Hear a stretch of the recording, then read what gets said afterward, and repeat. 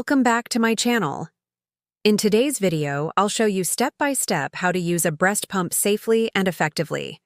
Whether you're a first-time mom or just starting to pump, this guide will make your experience simple and comfortable.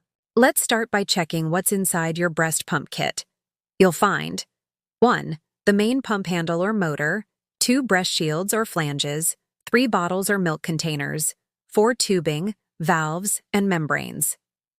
Before your first use, wash and sterilize all pump parts that come into contact with milk. Use warm, soapy water and let them air dry completely. Now, assemble your pump. Connect the breast shield to the bottle, attach the valve, and make sure everything fits tightly.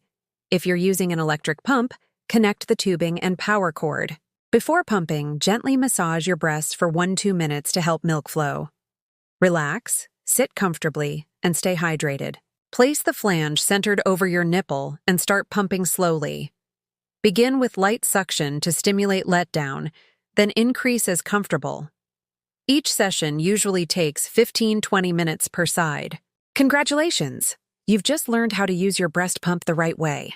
Don't forget to subscribe for more mom tips, breast pumping tutorials, and product reviews.